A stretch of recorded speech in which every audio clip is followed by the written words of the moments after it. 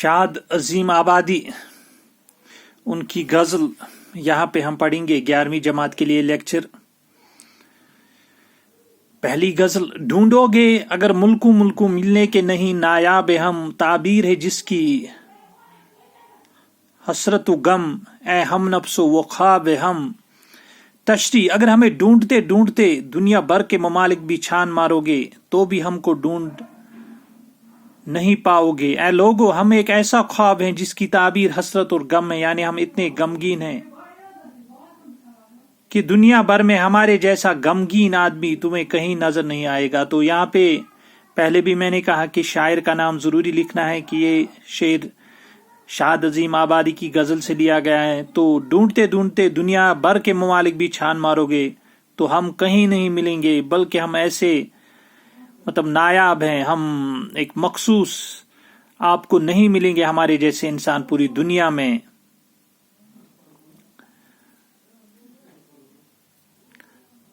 और हमारे अंदर इतने गम हैं कि दुनिया में भी किसी आदमी के अंदर इतने गम नहीं होंगे। दर्द बता कुछ तू ही बता, अब तक ये मौमा हल न हुआ, हम सब में दिल बेताब निहा, या आप दिल बेताब है हम। तशरी, शायर अपने गम और दर्द से मुखातिब होकर पूछते हैं, दर्द जरा तू इस सवाल का जवाब दे कि आया परेशान दिल हमारे जिस्म के अंदर कोई शय है, या हमारा सारा वजूद बजाते खुद एक दिल परेशान है।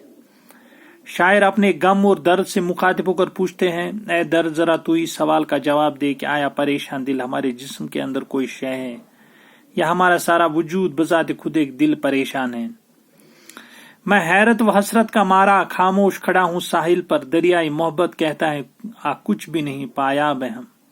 तशरी, मैं हैरान व परेशान होकर साहिल पर खामोश खड़ा था, लेकिन दरियाई मोहब्बत ने मुझे खुद ही इसमें यह कहकर उतरने की दावत दी कि वो गहरा नहीं है। यानी मुझे तो इश्कबाजी करने की कोई ख्वाहिश न थी, लेकिन इश्कबाजी मेरी आंखों के सामने खुशनुमा बनकर आ गई।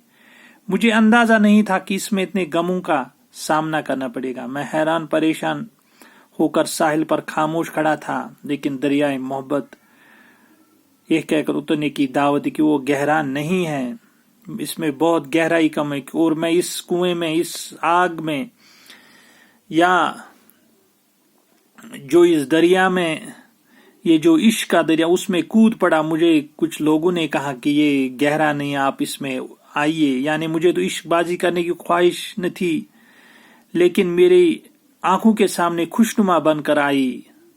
मुझे पता नहीं था कि इसमें कितने गम हैं, कितनी मुसीबतें इस इश्क में, कितने तूफानों का सामना करना पड़ता है। लाखों ही मुसाफिर चलते हैं मंजिल पे पहुंचते हैं दो एक, ए अहले जमाना कदर करो नायाब न हो कामयाब है हम।